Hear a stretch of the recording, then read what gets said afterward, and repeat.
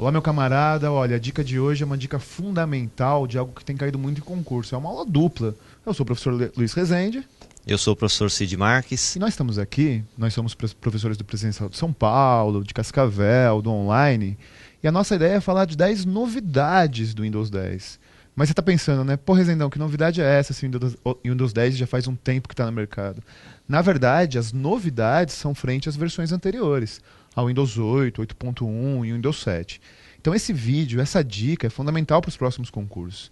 Você que está esperando o Banco Central, você que está esperando o TRE, existe grande perspectiva do Windows 10. E nós tivemos uma experiência no Presencial de São Paulo de mais de 2.000 alunos, de várias turmas do INSS, que o edital do INSS era o Windows 7 e o Windows 10. E foi engraçado, o Cid vai falar daqui a pouco, porque o aluno se assustou, né? Porque afinal de contas, você sabe, o Windows 10 é um tema novo em concursos. E a nossa preocupação com esse vídeo é te explicar exatamente aquilo que é diferente. Nós não vamos ficar aqui falando da calculadora do Windows, do bloco de notas, porque isso, afinal de contas, sempre existiu e continua existindo. A nossa ideia é falar das novidades. Então, Cid, explica um pouquinho para a rapaziada qual foi a sua experiência, o que você sentiu de receio do aluno e de como abordar o Windows 10 está no INSS e a gente ter dando tanta aula disso. Então, nós tivemos uma experiência que foi mais ou menos assim. Vínhamos preparando os alunos antes do edital e baseados naquilo que vinha ocorrendo, né, na incidência, que era o Windows 7, pouquíssimo Windows 8, e quando saiu o Windows 10, os alunos assustaram e a gente fez uma pesquisa em sala de aula. Em torno de 90% dos alunos nunca tinha visto um Windows 10 na vida. Ou seja, surpresa total, né? E Cid, eu sempre percebo, eu sempre falo isso nos vídeos e na aula presencial, o aluno ele tem uma opinião que é assim, pô, tem Linux na prova, tem o Windows 10 na prova, então eu vou instalar. Tem LibreOffice na prova, então eu vou instalar. E isso não é uma necessidade. Na verdade, eu sempre digo, o Cid diz também, que você instalar o software no seu computador e ficar trabalhando e conhecendo ele, pegar hábito de usuário, pouco ajuda. Pouco ajuda porque os termos são técnicos, as linguagens muitas vezes estão em inglês. Então não se preocupa em sair um edital amanhã ou depois com o Windows 10. Você não tem que mudar do seu Windows 7 ou do seu Windows 8 para o Windows 10. O mais importante é conhecer o conceito teórico. Você também sofre isso na sala de aula? Até porque, vou instalar! até porque o aluno ele tem por hábito achar que ele, pelo fato de interagir com o computador, ele sabe usar. Ou seja, ele resolve os problemas estando na frente do computador e acha que com uma pergunta de prova ele vai ter essa resposta na mão. E, infelizmente não é assim. Termo técnico de prova às vezes não é aquilo que cai no nosso dia a dia, não é o que a gente usa. Ou seja, temos que trabalhar às vezes uma dica simples que resolve toda a sua vida, cara. E Cid, a informática no dia a dia é muito intuitiva, né? Você muito, pode muito. nunca ter visto um programa na vida, fuça aqui, fuça ali, alguma coisa acontece. A própria característica do Windows, quando a Microsoft resolveu desenvolver o ambiente gráfico, foi para isso, né? Criar interação para o aluno, o usuário em si, não ter a necessidade de decoreba, né? Saber os termos em inglês, termos técnicos, ou seja, através dos símbolos ele tinha como reagir a uma necessidade. E é por isso que se você, meu chapa, for usuário avançado de informática, tiver 5.000 amigos no Facebook, tiver feito curso na área de TI, faculdade na área de TI, dá um passinho para trás, faz o que nós fizemos, dá um passo para trás, entende que o seu conhecimento técnico, o seu conhecimento acadêmico, o seu conhecimento como usuário, às vezes pode depor contra. Eu vou dar só um exemplo, acho que o Cid tem vários exemplos também. Não nessa aula, nós vamos gravar outras dicas, né? Nós vamos fazer uma série de dicas de informática, a equipe de informática aqui de São Paulo. O WinZip ou WinRAR, um desses programas para compactação, quando você está compactando na frente do computador, aparece uma morcinha apertando a pasta. Então, visualmente, o que o usuário acha? Que você está pegando a pasta e dando uma entuchada para mandar para alguém para o negócio explodir. E a aula disso não é sobre esse tema, mas não se trata disso, né? Exatamente. Então, muitas vezes o computador pode induzir ao erro, é ou não é, Cid? É exatamente isso. Você vê o exemplo mais simples que eu dou em sala de aula é quando eu pergunto para um aluno o que é um ícone. E eles falam, é um desenho. E na prática ele é uma representação gráfica de um comando, né? Ou seja... Essa resposta foi boa. Uma vez eu perguntei na aula, o que é um ícone? O cara falou, para mim é o Elvis Presley, é o ícone do rock. Então essa é pelo Ainda menos bem que ele não falou que não sou eu nem você, né? Ainda bem. Então, Cidão, é o seguinte, o conteúdo é muito, o objetivo dessa aula é ter dicas, então vamos lá. Vem comigo, vamos começar a trabalhar as dicas. Olha só, por que nós dois resolvemos fazer uma aula em conjunto? Em primeiro lugar, para a interação da equipe de São Paulo, né? Eu conheço o Cid há mais de uma década. Bem mais. E aqui nós trabalhamos a mesma matéria, nós trabalhamos o mesmo conteúdo de forma combinada. Então, como são 10 dicas, eu vou trabalhando uma, o Cid outra, nós vamos interagindo, para você entender como o Windows 10 pode cair na prova. Só queria fazer um comentário e eu queria perguntar para o Cid. Cid, por que, na sua opinião, os editais eles falam de Windows 7, estão começando a falar de Windows 10 e estão minimizando cada vez mais o Windows 8? Explica para a rapaziada, por favor. O Windows 8 ele foi considerado, né, até pela própria Microsoft, um erro, vamos colocar assim, né? Porque a Microsoft tentou entrar no mercado de dispositivos menores, dispositivos de toque, e ela acabou criando um diferencial entre os sistemas que acabou não sendo fácil para os usuários. E aí criou uma retração, né? As pessoas deixaram de usar ao invés de usar mais, que era a intenção dela comercial. Então, quando ela desenvolveu o Windows 10, a ideia era transformar tudo numa coisa única que facilitasse a vida do usuário, ou seja, do 7 para o 10 você tem uma interação fácil. O 8 criou a dificuldade, né? O 8, 8.1. Então, resumo da ópera. Não rolou, né? O 8 não deu certo. Não rolou e até por opinião nossa, a gente que conversa muito sobre isso, o 8 se caiu pouco, vai cair cada vez menos em prova. Exatamente. Então, meu irmão, é o seguinte, o nosso objetivo não é te dar um diploma de usuário avançado de sistema operacional. Nosso objetivo é te explicar o que cai na prova. Então, esse vídeo está baseado numa prova muito importante que aconteceu recentemente. INSS, que tinha o Windows 7 e que tinha o Windows 10. Rezendão, mas e aí? Já foi INSS? Meu irmão, Caixa Econômica Federal, você acha que vai ser o edital de quem? CESP-NB. Banco Central, está autorizado concurso de nível médio e nível superior. CESP-NB, inclusive em outras bancas. Isso. Então esse é o objetivo. A tendência é essa, vamos lá. Tendência é essa. A primeira dica é talvez da grande novidade da Microsoft. Você está acostumado a trabalhar com browser Internet Explorer. Sempre foi assim. Eu costumo brincar na aula dizendo que o Internet Explorer é o melhor browser para você baixar outro e navegar no outro. E a Microsoft resolveu inovar. A Microsoft resolveu criar um outro browser, um outro navegador, chamado Microsoft Edge. E o Edge, agora ele é o browser padrão do Windows 10. É o browser padrão da Microsoft. Mas o Internet Explorer não foi descontinuado. O que significa ser descontinuado? O Orkut foi descontinuado. Foi. O MSN foi descontinuado. Foi. A Qt foi... Não, deixa pra lá. Deixa pra lá. Várias coisas foram descontinuadas. O Fabião, cinegrafista que tá aqui, deu uma risadinha. Depois procura no Google, que é o Qt, que você vai entender porque ele riu.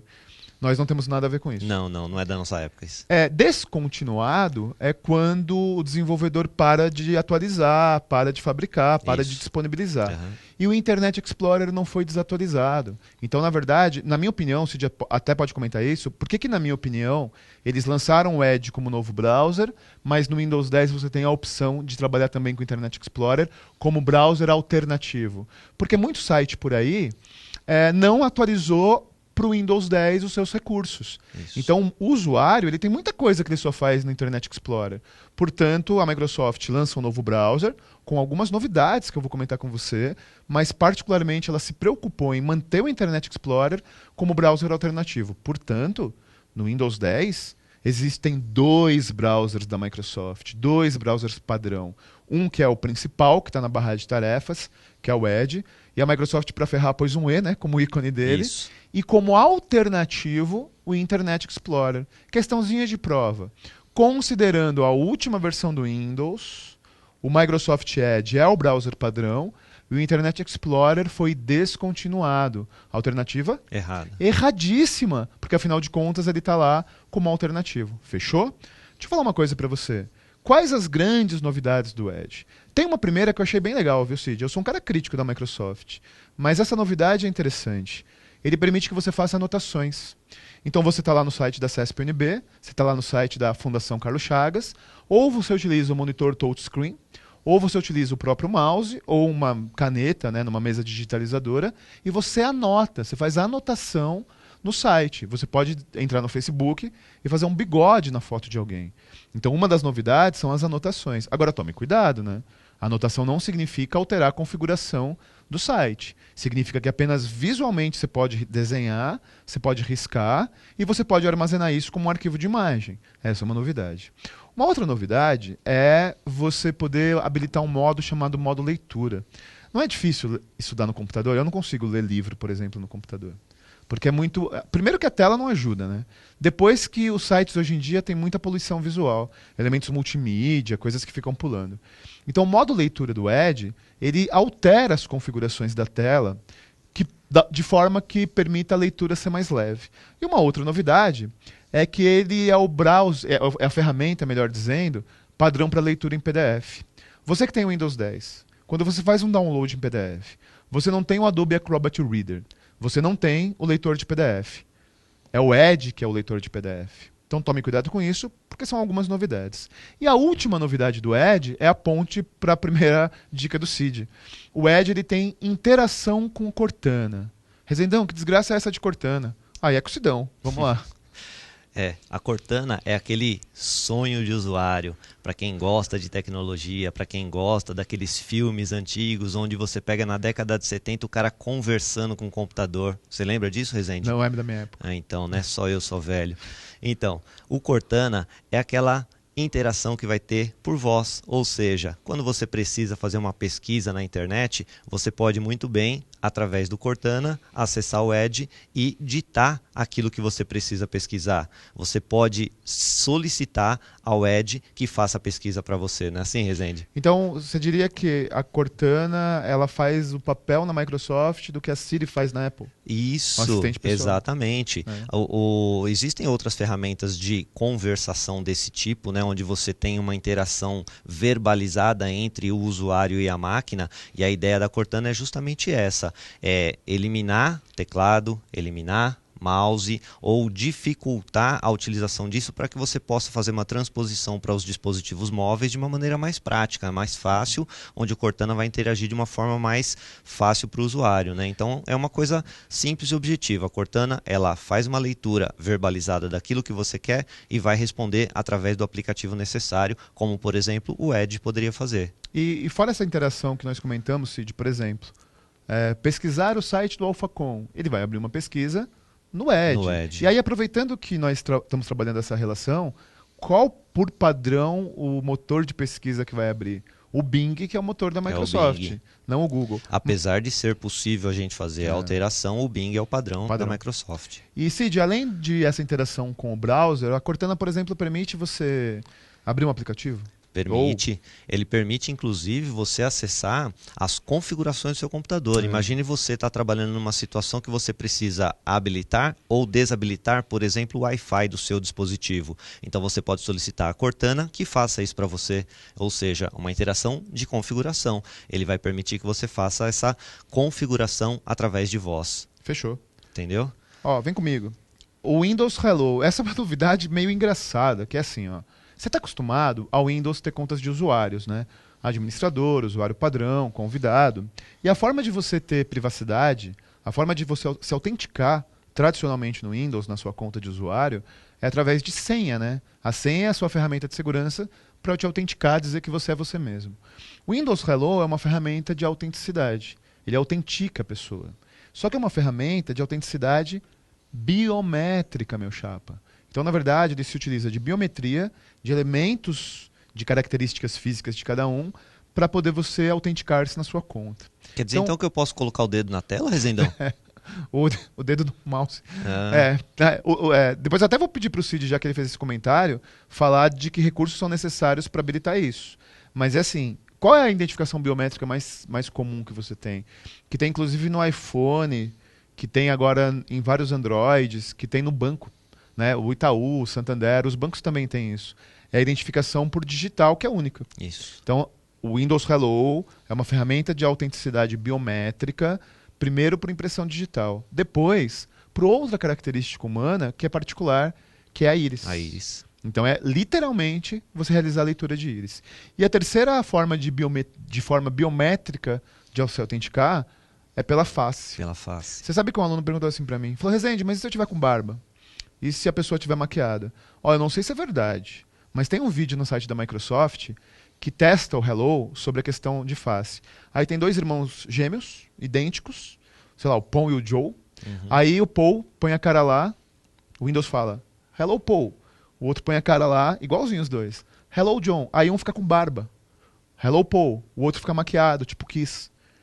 Hello John. E qual a explicação da Microsoft para isso? que a leitura é através da estrutura óssea. Isso. E a estrutura óssea não muda quando você está de barba. Agora, o Cid brincou nesse negócio de pôr a mão na tela. Deixa eu aproveitar e fazer uma pergunta para ele. Cid, basta o cara ter um notebook com Windows 10 que já utiliza o Hello?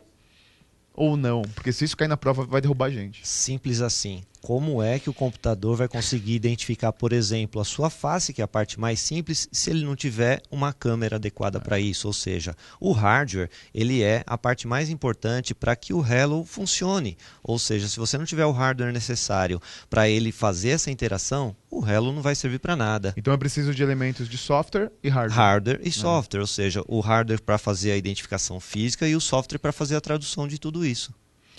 Então uma combinação física e lógica. Física e lógica, exatamente. Beleza. Vamos lá, pau no gato. Então, agora, menu iniciar, né, meu amigo? O menu iniciar é aquele que você acostumou desde que o Windows é o Windows, né? Que você tem lá o menuzinho de abertura dos softwares que você tem no seu computador. E quando a Microsoft resolveu passar para o Windows 8, ela simplesmente resolveu tirar fora o menu iniciar, como se você estivesse falando assim, uma criança que usa bicicleta a vida toda, a partir de hoje você não vai mais andar de bicicleta. Fica difícil, né? Mas por que ela tinha feito isso? Porque ela tinha necessidade de migrar para dispositivos móveis. Dispositivos móveis, No tela 8, né? pequena, no 8, tela pequena, você tem menos espaço para poder ter elementos na tela, né? Então ela resolveu tirar, fazer a interface Metro, né? Que é aquela interface de tela cheia, onde você consegue abrir um dispositivo, ele ocupa todas as áreas da sua tela, sem barras de rolagem, sem menu, sem barra de título, ou seja, erro que fez com que os usuários criassem uma rejeição ao Windows Enorme. 8. Ou seja, quando a Microsoft percebeu esse erro ainda no Windows 8, ela tentou corrigir passando para o Windows 8.1, que, ó, detalhe, o Windows 8.1 não é apenas uma subversão do 8, é uma nova versão. Só que mesmo assim ainda não foi suficiente porque não era igual o sistema para dispositivos móveis e desktops. Windows 10, volta do menu iniciar tradicional, com barra de ferramentas, algumas ferramentas novas, como por exemplo a barra de pesquisa fixada na barra de tarefas, ao lado do menu iniciar, e o menu iniciar, ao invés de abrir somente a lista de softwares, ele abre uma coisa interessante, que são aqueles blocos dinâmicos, aqueles blocos que nativamente vieram do 8, né? Ou seja, a Microsoft viu que fez besteira, mas não abriu mão. Ela jogou para cima como se pena era café, não sei se é da sua época, mas como eu sou do interior, né? O que acontece? Joga para cima, tira o que é melhor e passa para frente, né? Ou seja, o menu iniciar, ele traz os blocos dinâmicos de uma maneira prática, ou seja, você pode personalizar esses blocos, colocando ali aplicativos que você usa mais. Você pode aumentar ou diminuir, ou seja, dimensionar ele de acordo com a sua necessidade. Até pelo tamanho da sua própria tela você pode fazer isso. Você pode reordenar esses blocos dinâmicos para que você possa trabalhar o menu iniciar. O menu iniciar tem algumas dicas, até a gente estava brincando, né? Falando sobre utilização de teclas de atalho, por exemplo, e um aluno outro dia estava brincando comigo: professor, meu botão do mouse não está funcionando, tal. Parece bobo isso, né? Aí como é que ele vai abrir o menu iniciar se ele não tem isso, né, Rezendão? Então você tem algumas ferramentas fáceis, que são combinações de teclas, como por exemplo, usar uma combinação, segura a tecla Ctrl, tecla ESC, abre o menu iniciar, ou através do próprio botão do teclado, que é a tecla Windows, né?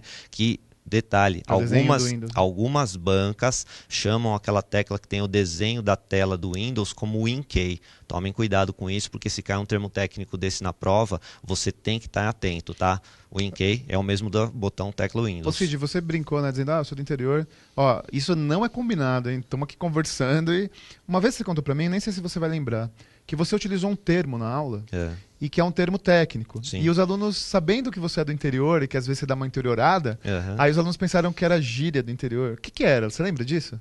Se eu utilizar uma palavra técnica, vai pensando até o final da aula, eu quero que você lembre. Essa eu não lembro. Se ele não lembrar, a gente vai gravar outro vídeo. Ele utilizou um termo na aula, aí os alunos pensaram, acho que isso era gíria do interior. Ele, não, é a palavra técnica. Você não lembra disso? Não lembro. Então, ó, ele vai lembrar, se não for nesse vídeo, vai ser no outro. Vamos lá. Plataforma unificada, isso tem a ver com um pouco o que o Cid falou.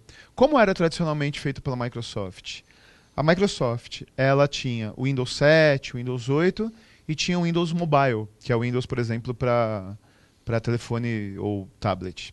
E aí, no Windows 10, eles resolveram ter um único sistema operacional, uma única estrutura de interface para os vários dispositivos. Resumo da ópera. Questãozinha de concurso público. Eu posso afirmar que o Windows 10 é um sistema operacional tanto para a plataforma desktop, PC, tablet e smartphone? Perfeito. A própria Microsoft diz isso. Então ela quer acabar com essa proliferação de sistemas operacionais para interfaces diferentes. Não era resenha de plataforma unificada? Meu chapa, você tem o Windows 7 no seu celular? Você já teve o Windows 8 no seu celular? É o Windows Mobile, que é aquelas telinhas de blocos, né? Isso. Então o que significa plataforma unificada? Significa que o Windows 10, como nós estamos explicando, o Windows 10, da forma que nós estamos detalhando para você, é um sistema operacional multiplataforma, que pode tanto ser utilizado no seu notebook quanto no seu telefone celular. E essa é uma novidade. E numa boa, analisando que nós temos que nos educar na informática, o Cid ele comentou do menu iniciar que foi um erro da Microsoft, porque é como andar de bicicleta, né? Isso. De repente, não tem mais. Não tem mais. Portanto, a lógica é ter uma plataforma unificada. Porque se eu estou acostumado a interagir com o sistema operacional no meu computador, esse mesmo sistema tem que estar presente no meu smartphone. Então a lógica é essa. Vamos lá. Só uma perguntinha. Quando você fala do menu iniciar no desktop, ele é quase que uma necessidade para o usuário, né? Nos dispositivos móveis, o menu iniciar ele passa a ser meio que dispensável, né? E aí o que acontece? Ele é automático, a passagem do menu iniciar no desktop para dispositivos móveis? Então, o sistema operacional é um só, né? Então, só que tem um detalhe, é o tal do Continuum, você lembra dele? O Continuum é o sisteminha que automatiza essa mudança do desktop para os dispositivos móveis, que ele aqui utiliza o mesmo sistema operacional, só que de uma forma diferenciada, ele se adapta de uma maneira rápida. Como, por exemplo, o site do AlphaCon, né? Exatamente. O site do AlphaCon no PC é de um jeito, e aí quando você visualiza ele no smartphone, para potencializar o uso, ele se adequa. Se adequa. E o sistema operacional ele faz exatamente isso. No desktop, menu iniciar automático. Nos dispositivos móveis, não importa qual seja, ele usa a plataforma unificada, só que ele meio que esconde algumas coisas automaticamente. Adapta, exatamente. E aqui, ó, uma novidade lá no Windows 10, que isso daqui, na verdade, acho que nem o usuário esperava, né, Rezendão? Múltiplas áreas de trabalho. Existem outros sistemas operacionais que já trabalham com isso, só que a Microsoft sempre relutou com essa situação, porque ela tinha uma situação integralizada. Área de trabalho, o tal famoso área desktop, única, né? área única, onde você abria cada uma das suas janelas. Inclusive o termo janela é o que deu o nome ao próprio Windows, né? Então a Microsoft sempre seguiu essa mesma linha. Quando ela passou para o Windows 10, ela resolveu que ela poderia trabalhar com múltiplas áreas de trabalho. Como é que funciona isso? Se você tem no seu computador o Windows 7, o Windows 8, você sabe que ele é multiusuário, ou seja, você tem a possibilidade de ter uma área de trabalho para cada um dos usuários. No Windows 10, você tem essa possibilidade de criar várias áreas de trabalho para o mesmo usuário. Imaginem você monta uma área de trabalho para o seu desktop para você brincar, seus jogos, suas músicas, seus vídeos, e outra área de trabalho com os aplicativos personalizados para o seu trabalho. Programas, aplicativos destinados a ferramentas de trabalho. Ou seja, você tem duas áreas de trabalho e com uma combinação de teclas rápida ou através de um botão que o nosso Rezendão vai explicar aqui, a gente alterna entre as áreas de trabalho de uma maneira rápida para que você possa, no momento, estar trabalhando e, num segundo momento, você estar executando tarefas do dia a dia. Ou seja, no serviço público, o computador, não existe propriedade privada, né? Não. Então o computador ele é de uso múltiplo e muitas vezes de várias equipes. Eu, por exemplo, tive uma experiência trabalhando num centro educacional unificado na cidade de São Paulo, em que tinha o núcleo pedagógico, o núcleo esportivo e o núcleo cultural.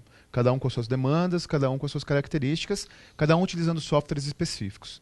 Então, naquela época não tinha o Windows 10, né? Tinha o Windows 7. Então nós éramos obrigados a ter pastas dos três núcleos, e dentro de cada pasta tinham os arquivos e programas que cada núcleo utilizava para não poluir a área de trabalho. Então, ouvindo o Cid explicar sobre múltiplas áreas de trabalho, me veio essa possibilidade corporativa. Então eu posso, por exemplo, ter no serviço público uma área de trabalho do núcleo de esportes, uma área de trabalho do núcleo de cultura e uma área de trabalho do núcleo pedagógico, cada um com as suas ferramentas. Sem ter que fazer múltiplos usuários. Múltiplos Olha usuários. o detalhe, somente um usuário com várias áreas de trabalho, você faz a mesma coisa. Outro dia eu estava brincando com a minha turma, Rezendão, e eu perguntei para a turma se eles lembravam como que você fazia na época que era monousuário. Você lembra disso? Ele está falando do DOS. Tá falando de 100 anos atrás. Aí eu falei que era uma chave física que você virava e levava embora. Quase que me mataram na sala de aula. Como assim chave, professor? A proteção física. A chave física do gabinete, você lembra disso? E depois teve o pendrive como identificador. Né? Exatamente, cara. Então, hoje, a múltiplas áreas de trabalho, ela facilita muito isso, né? Que aí você vai falar sobre as combinações, que o próxima dica sua vai fazer a inversão das áreas de trabalho. Ou seja, meu chapa 2 em 1, é aula de informática e aula de arqueologia, você viu? Você está ganhando mais duas ou menos vezes. isso, daqui a pouco você é um dinossauro daqui.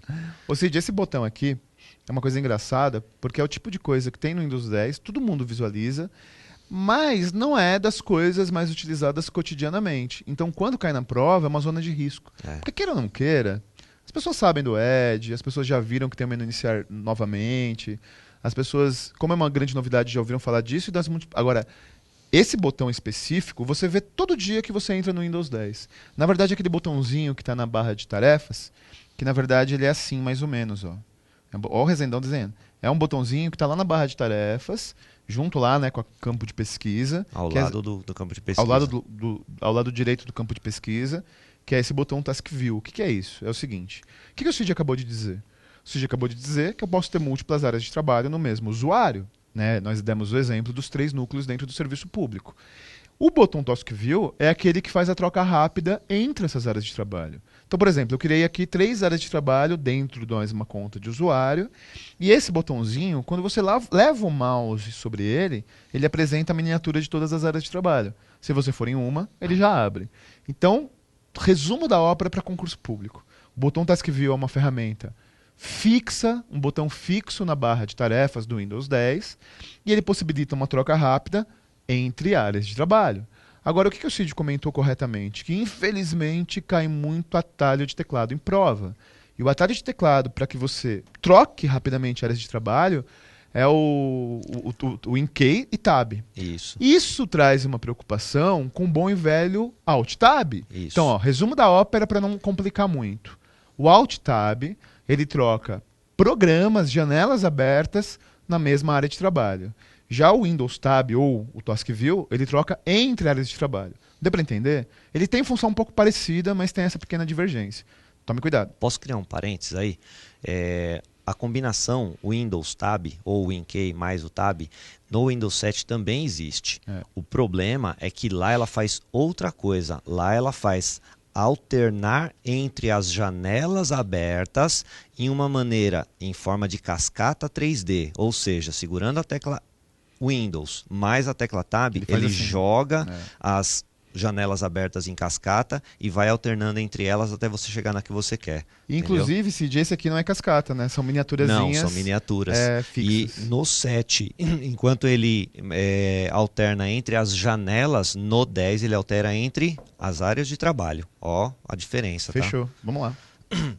Explorador de arquivos, né? Esse daqui quem vem lá do passado, como é o caso do Rezende, né? Que a gente fuça nas bibliotecas da vida para achar coisas dele. O que acontece? Lá nós tínhamos o gerenciador de arquivos nas versões muito antigas e nas versões até o Windows 8, ele não se chamava explorador de arquivos, se chamava Windows Explorer.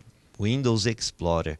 O Windows Explorer, ele foi nativo do Windows durante muito tempo. E aí o usuário está super acostumado a trabalhar com ele. Quando chega no Windows 10, ele muda de nome. Então, olha o cuidado que você tem que ter na prova. É o mesmo programa, ele não mudou, ele tem o mesmo formato, a mesma característica, só que ele se chama explorador de arquivos. Ele tem novidades, meu amigo.